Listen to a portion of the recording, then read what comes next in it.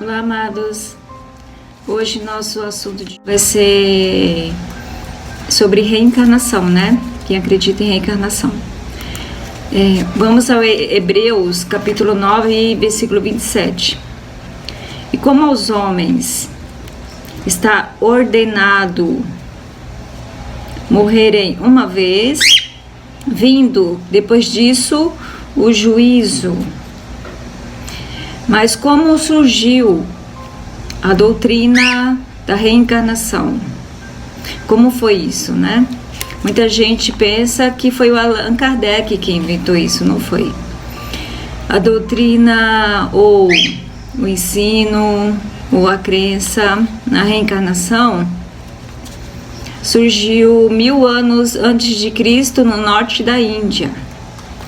E naquela época, no norte da Índia, as pessoas que começaram a acreditar que quem morre, o seu espírito volta aqui na Terra e reencarna, eles diziam que a pessoa, dependendo do que havia feito na vida, por causa dos seus atos bons ou maus, ela iria reencarnar melhor ou pior. Se a pessoa praticou coisas ruins nessa vida, ela poderia voltar muito pior, né? Ela poderia ter muitos problemas, levar uma vida muito sofrida, para pagar a culpa de uma vida passada que ela teve, que eles chamam de karma, né? O karma é isso, culpas de vidas passadas, é assim que eles creem. Então, lá no norte da Índia, 1000 anos antes de Cristo, eles acreditavam que a pessoa que morria, seu espírito sempre voltava e poderia voltar, né? No novo corpo humano, ou no corpo de uma planta, ou no corpo de um animal, né? Ou até mesmo em um inseto. E eles continuaram acreditando nisso, muita gente abraçou essa fé no norte da Índia, até que um dia surgiu um homem chamado Siddhartha Gautama, né? 600 anos antes de Cristo. Ele é conhecido no mundo inteiro como Buda, né? E Siddhartha Gautama pegou aquela fé na reencarnação e aperfeiçoou com novas doutrinas, novos dogmas. E Siddhartha Gautama colocou belos ensinamentos, né, naquela crença. O budismo como filosofia de vida, como também religião, é muito bonito, né? Mas tem palavras boas, tem ensinamentos bonitos, e muita gente abraça o budismo e acredita em reencarnação, acredita que depois que ela morrer, ela poderá voltar, melhor ou pior, e que tudo dependerá dos atos praticados nesta vida. E se a pessoa nesta vida está sofrendo muito, os budistas acreditam que ela está sofrendo para pagar culpas de vidas passadas, é o karma. Então, Siddhartha Gautama, que depois seria conhecido como Buda, surgiu 600 anos antes de Cristo, né? Aí Jesus veio, foi o primeiro a pregar o Evangelho, e deu a ordem lá no Evangelho de Marcos, capítulo 16, versículo 15, para que nós fôssemos por todo mundo e pregássemos o Evangelho a toda criatura, né? Inclusive aos budistas que estão localizados na China, no Japão e na Índia. No ano de 1855 da nossa era, começou a acontecer uma coisa em Paris. A alta sociedade se reunia em salões nobres e, por divertimento, eles faziam mesas girantes. Assim eram chamadas aquelas mesas, né? Mesas girantes. Eles se reuniam durante o coquetel, uma festa, diminuíam as luzes, as pessoas se sentavam em volta da mesa, davam as mãos e colocavam copos e objetos sobre a mesa, e aqueles copos e objetos, né, começavam a se mexer sozinhos. Foi justamente nessa época que, em 1855, que um professor, um pedagogo chamado Hippolyte Léon Denisard Rivail, um professor, um homem muito culto, né? Começou também a frequentar esses salões nobres e entrou pela primeira vez em contato com as mesas girantes, né? Que passaram a ser conhecidas como mesas falantes. E este homem chamado Hippolyte, ele era um pedagogo, né? Ele era poliglota, ele ensinava matemática, física, química, anatomia, astronomia, falava 5 idiomas, além do francês, que era a sua língua.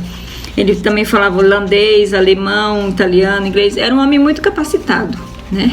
Ele ficou intrigado como que esses objetos se movem sozinhos nessas mesas girantes e sempre alguém acaba incorporando o espírito e o espírito fala com as pessoas e falam coisas da vida das pessoas, né?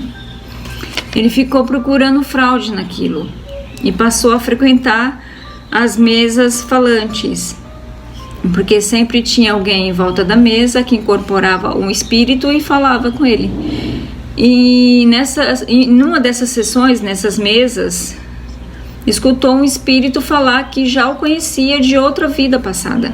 Aquele espírito disse que antigamente na Gália o nome dele era Allan Kardec, mas o Léon Hippolyte então adota esse nome, né, como seu nome, e 2 anos depois ele funda a Sociedade Parisiense de Estudo de Espíritas, né? Então é aqui a origem do espiritismo kardecista, né? Lá na França, através dos estudos de Léon Hippolyte, que veio a se chamar Allan Kardec. Esse é o nome que é usado no Brasil, né?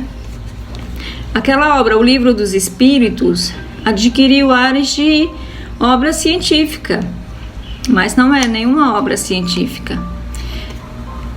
O Livro dos Espíritos nada mais é do que um compêndio de perguntas e respostas, onde 2 meninas médiums, uma de 14 e uma outra de 16, 2 meninas, né, faziam perguntas e as perguntas eram respondidas, e aquele compêndio de perguntas e respostas, quando terminado, tinha tanta contradição, tanto conflito de informação, coisa que um espírito falava uma coisa, o outro falava outra, e não batia, né?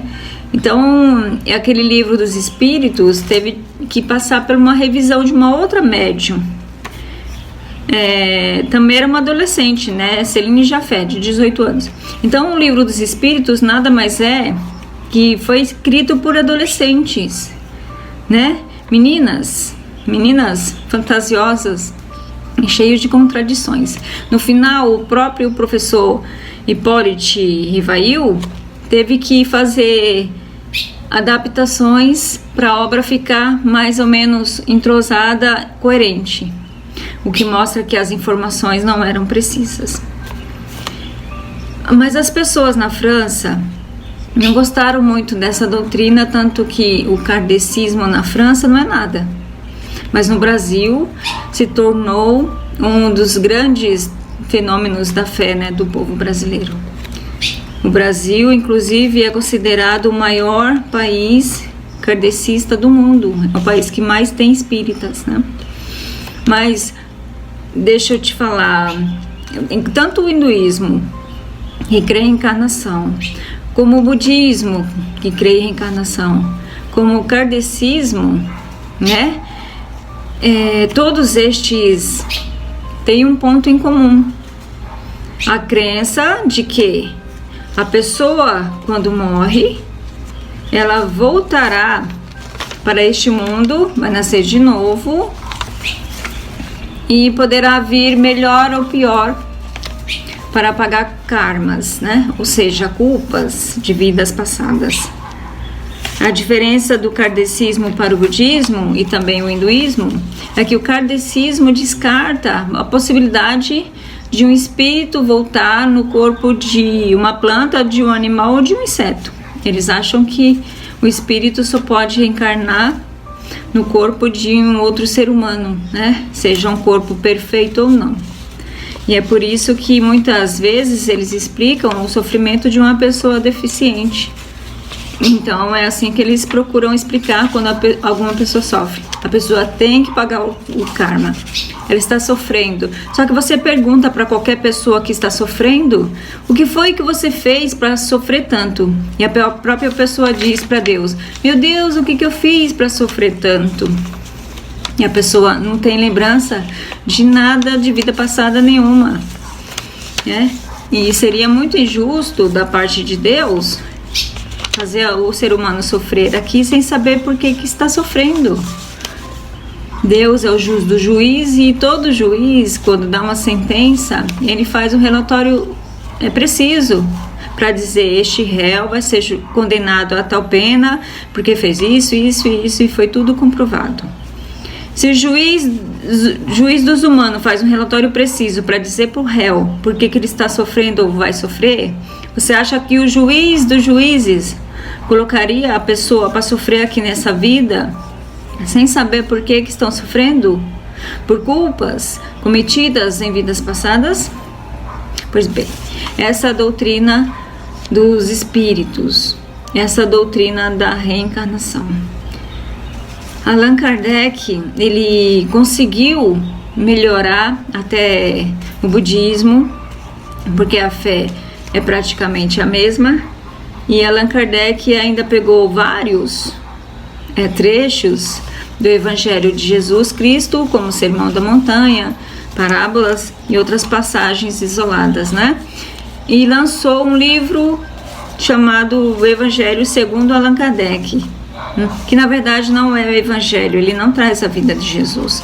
O Evangelho segundo Allan Kardec não explica e não fala nada, não comenta o sofrimento de Jesus. Allan Kardec não fala nada porque Jesus sofreu tanto, porque o sofrimento de Jesus é totalmente incompatível com o kardecismo. Se Allan Kardec tivesse que explicar o sofrimento de Jesus lá no Evangelho segundo Allan Kardec, segundo o Espiritismo, o Allan Kardec ia ficar zonzo, e no final, se ele fosse sincero, ele diria: vou jogar fora a minha teoria porque é incompatível com o sofrimento de Jesus. O sofrimento de Jesus vai desmoronar todos os pilares do kardecismo. E qual é o principal pilar do kardecismo? Que o ser humano, depois de morto, volta a este mundo, encarna no outro corpo, nasce de novo para pagar culpas de vidas passadas. Aí você pergunta para qualquer espírita: o que você acha de Jesus? Ele vai dizer: Jesus é o espírito mais evoluído que já veio nesse planeta. É isso que eles falam, né? Mas eles não entram na questão da cruz, do sofrimento brutal pelo qual Jesus passou. Segundo o Espiritismo, seja ele hinduísmo, budista ou kardecista, se segundo o Espiritismo a pessoa sofre neste mundo porque cometeu pecados em vidas passadas, a pergunta é: por que então Jesus, que não tinha nenhum pecado, e segundo o Espiritismo foi o espírito mais evoluído que já nasceu neste mundo, por que Jesus, santo e sublime, sofreu tanto? Por quê? Aí eles engasgam. Aí eles não têm explicação. Aí eles vêm com aquela história: é para provar que uma humanidade é má, é o que a humanidade faz com os bons. Não, essa não é a resposta. Por que Jesus sofreu tanto? Porque segundo o Espiritismo, né, segundo o kardecismo, a pessoa sofre porque merece. Você sabe que Jesus encarnou neste mundo, é ou não é? Jesus viveu nesse mundo. Vamos usar uma linguagem espírita agora. Jesus encarnou neste mundo. Aliás, está escrito no Evangelho de João, capítulo 1, versículo 1: No princípio era o Verbo estava com Deus e o Verbo era Deus. Todas as coisas foram feitas por ele, e sem ele nada do que foi feito se fez. E neste capítulo 1 de João está escrito: e o Verbo se fez carne e habitou entre nós. Então o Verbo se fez carne, o Verbo encarnou, Jesus encarnou. Aí eu pergunto, dentro da doutrina espírita, será que Jesus sofreu tanto porque tinha pecado cometidos em vidas passadas? Aí começa a desmoronar o espiritismo, porque nenhum espírita é capaz de dizer que Jesus teve pecados em vidas passadas. Aliás, a gente lê no Evangelho, lá no capítulo 1 de Lucas, versículo 31, que o anjo anunciar para a Virgem Maria que ela ficaria grávida e que esse filho que ela teria seria gerado pelo Espírito Santo de Deus, pelo próprio Deus, portanto santo, né? O arcanjo Gabriel disse para ela: pelo que, Maria, o santo que de ti há de nascer será chamado Filho de Deus. Então, o próprio anjo anunciou que ele era santo, gerado pelo Espírito Santo de Deus. Portanto, o santo Jesus já era santo antes de nascer.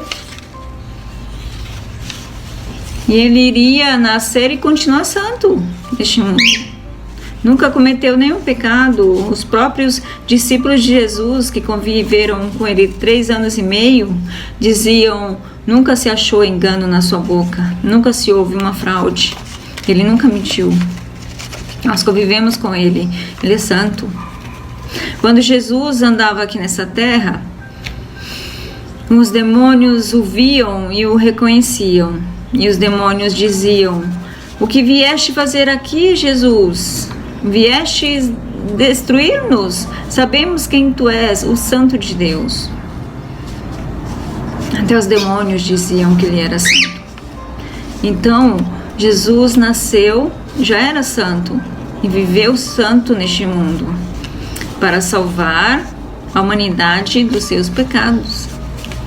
Se, na linguagem espírita, o karma é pecado de vidas passadas, é culpa de vidas passadas, então Jesus salva o ser humano da culpa que ele carrega.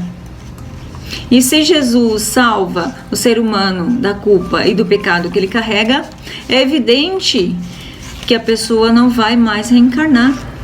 Isso falando dentro da crença do espiritismo.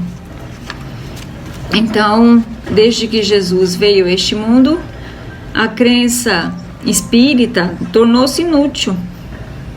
Mas desde que Jesus veio a este mundo, a teoria do espiritismo não tem razão de ser.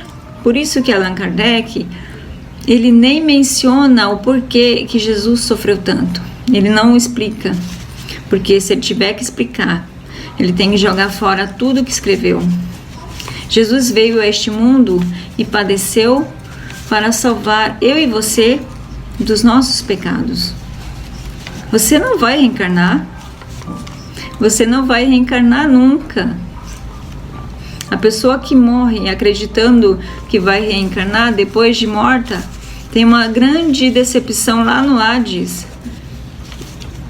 E o diabo vai dar uma grande gargalhada, porque conseguiu enganar a pessoa. A pessoa achou que teria que ficar fazendo caridades. É bom fazer caridade, faça. Mas a pessoa achou que se ela fizesse bastante caridade, diminuía seu karma. A pessoa achou que se fizesse coisas boas, ela iria para um plano superior. E ela descartou os sacrifícios de Jesus. Vamos em Isaías, no capítulo 53, no versículo 10. Todavia ao Senhor agradou o moê-lo, e fazendo-o enfermar, quando a sua alma se puser por expiação do pecado. Olha, aqui era só profecia, Jesus ainda não tinha morrido na cruz. Mas Isaías já explicava porque ele morreria daquele jeito.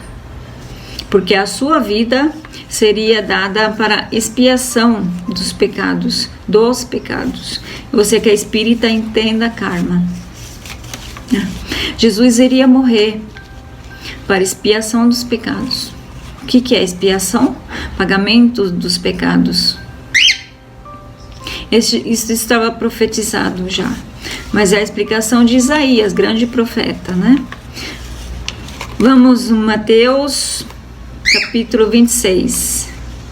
Não, eu quero ler o versículo 27 e 28. E tomando o cálice, dando graças, deu-lhe, dizendo: bebei dele todos, porque isto é o meu sangue, o sangue do Novo Testamento, que é derramado por muitos para a remissão dos pecados. O que é remissão? É adquirir de novo. A palavra remir também quer dizer tirar do poder alheio. Jesus está dizendo: eu vou derramar o meu sangue, eu vou morrer para a remissão dos pecados, dos teus pecados, dos meus pecados. Você que é kardecista, entenda karma, né? Culpa.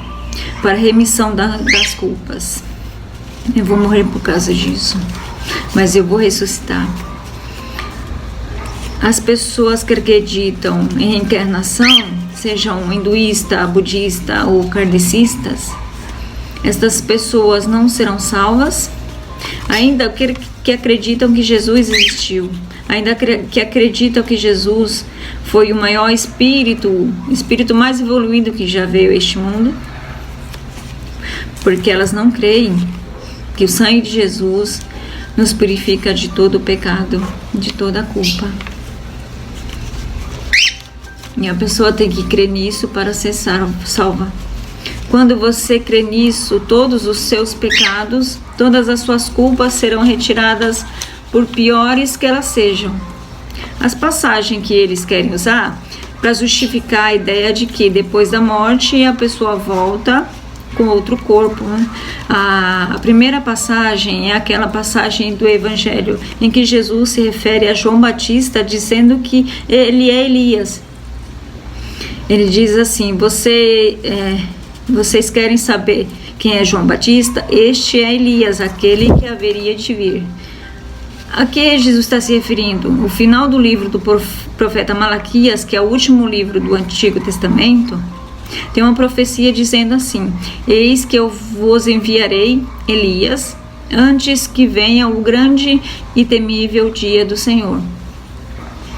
Só que Elias já tinha morrido, né? Fazia bastante tempo.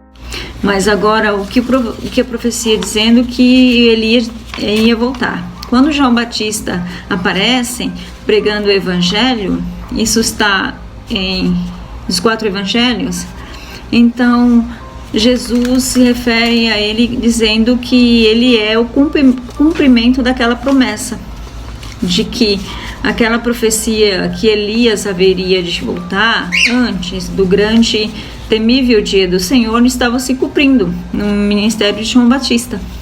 Aí os espíritas estão dizendo que João Batista é a reencarnação de Elias. Isso não pode ser por 2 motivos, gente.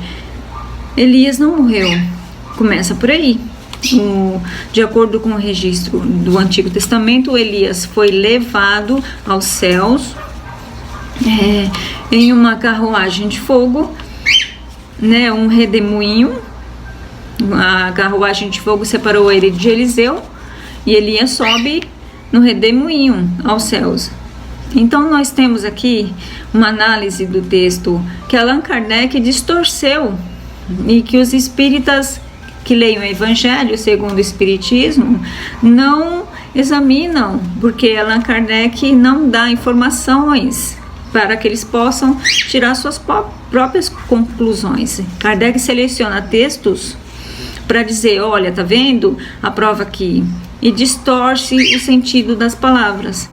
Que até Jesus disse que João Batista era o Elias reencarnado. O que Jesus quis dizer? quando falou para os discípulos: e se quereis dar crédito, este mesmo Elias que havia de vir.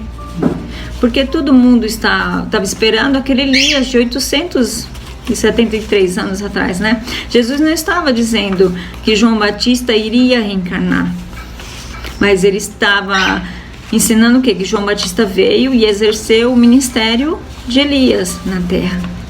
Kardec citou muitas passagens do Evangelho de João, especialmente o capítulo 3, que fala do novo nascimento. Evangelho Apóstolo João, não confunda o Apóstolo João com o João Batista, né? São pessoas diferentes também.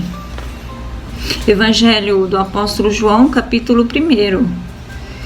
Vamos ler o versículo 19. Quando os judeus mandaram de Jerusalém sacerdotes e levitas para que perguntassem: quem és tu? E perguntaram a ele. E João confessou e não negou: eu não sou Cristo, porque tinha muita gente achando que ele era Cristo, né, o Messias, o ungido. Versículo 21. E perguntaram-lhe: então quem és, pois? És tu Elias? Perguntaram direto para João: és tu Elias? Jesus havia dito que os nascidos de mulher nunca houve ninguém maior que João, né? Ele é o maior profeta que já existiu. Um profeta não mente, né? Não existe essa história de reencarnação, amados. Cada ser humano que está neste mundo, eu e você, está vivendo uma vida única, né? Antes de você nunca tinha surgido nesse mundo. E quando uma pessoa nasce nesse mundo, um dia ela vai morrer. E tem sido assim, com exceção de Elias, né, que foi arrebatado vivo aos céus e não passou pela morte, com exceção de Elias, né, e também o Enoque. Esses dois homens na Bíblia não provaram a morte, foram levados vivos, foram arrebatados do planeta. Desde então todos morreram, todos, de Adão até Jesus Cristo, todos morreram. E todos morrem uma única vez. Você nasce uma única vez e morre uma única vez. Isso foi ordenado por Deus lá no princípio, quando Adão e Eva pecaram. Deus disse: porquanto tu és pó, e ao pó tornarás. Se uma pessoa tivesse tido várias encarnações e várias vidas, uma hora vem como mulher, outra hora nasce como homem, outra hora vem como mulher, outra hora como homem, então com que corpo que essa pessoa iria aparecer no dia do juízo? Se foi homem, se foi mulher, teve tantas vidas diferentes na Terra, com que corpo que vai aparecer lá no dia do juízo? Na teoria de Allan Kardec, numa época você é brasileiro, numa outra vida você é italiano, numa outra vida você é chinês, outra vida você é alemão, outra hora você é uma coisa, outra hora você é outra, então é uma confusão só. Para de fazer confusão, Allan Kardec. Você vai aparecer no dia do juízo com esse corpo que você tem. O plano de Deus é reviver o seu corpo ainda que esteja morto. E se você crê em Cristo, mesmo que esteja morto, você ressuscitará. Ele vai te ressuscitar. Mostrar para você que uma parte da humanidade, eu diria uma grande parte, vai morrer 2 vezes.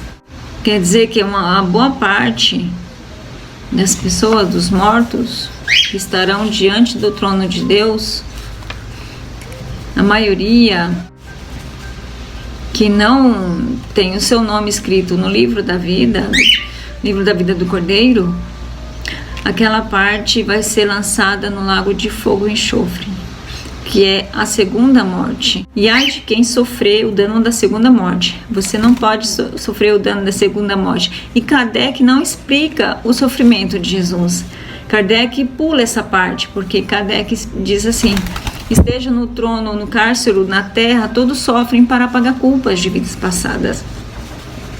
Se Jesus nunca cometeu pecado, se ele é santo desde antes da fundação do mundo, porque Kardec não explica porque Jesus sofreu tanto,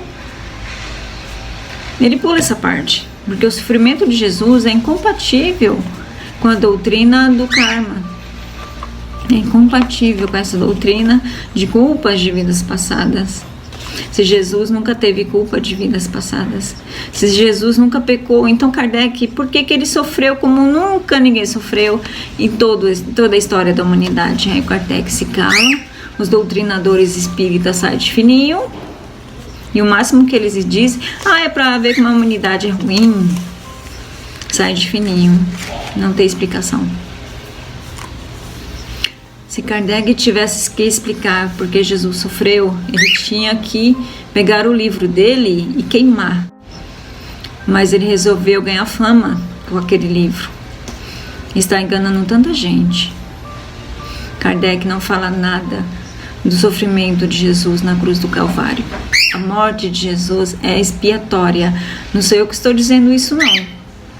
O profeta Isaías disse isso quando ele puser a sua vida por expiação dos pecados. Ou seja, preço pago pelas culpas dos outros. É uma compensação pelas culpas dos outros. Kardec pula isso. Ele não quer explicar que o sangue de Jesus é para pagar os pecados. Porque ele quer que você continue acreditando em reencarnação, achando que tem que sofrer nessa vida para pagar culpas de vidas passadas. Você só não recebe Jesus se não quiser. Mas se você não quiser a única salvação que Deus oferece, você vai ficar com Buda, com Maomé, com Kardec, você fica com quem você quiser, mas é no lago de fogo e enxofre. No novo céu, na nova terra, não. Na cidade celestial, nem pensar. Apocalipse 22:14 diz assim: bem-aventurados e santos aqueles que lavam as suas vestiduras no sangue do Cordeiro, para que tenham direito à árvore da vida e possam entrar na cidade santa pelas portas. Você é salvo não porque fica eliminando o seu karma através do seu próprio sofrimento. Você será salvo pelo sangue de Jesus. Só quem lava suas vestiduras no sangue do Cordeiro. Só vai entrar ali quem crê no sacrifício de Jesus. Por isso que eu te digo que Kardec não está lá. Nenhum médium espírita está lá ou estará lá. Ninguém. Só quem acredita no sacrifício de Jesus. Os espíritas não acreditam. Aliás, eles não acreditam nem na ressurreição de Lázaro. Eles não acreditam nem na própria ressurreição de Jesus. Só em reencarnação. Essas pessoas vão chegar lá e descobrir tardiamente que não existe encarnação nenhuma. Kardec está lá no Hades, naquele lugar de sofrimento. Todo dia chega espírita lá no Hades. Kardec, e eu acreditei em você. Pois é, eu também fui enganado. E agora, Kardec? Dá pra gente voltar pra Terra? Não, não dá. Estamos presos aqui. Você tem que pregar o Evangelho, tem que pregar a verdade. Toda religião é permitida, claro que é. Quer acreditar no diabo? Fica à vontade. Tem o templo do diabo em Belo Horizonte. Quer acreditar no demônio? Acredita, tá cheio de terreno aí que diz abertamente que o Exu que baixa lá. E tem gente lá servindo o Exu. Você acredita em quem você quiser, mas se você quiser ir pro céu, o teu nome tem que estar escrito no livro da vida do Cordeiro. Eu sou o caminho, a verdade e a vida, e ninguém vem ao Pai a não ser por mim.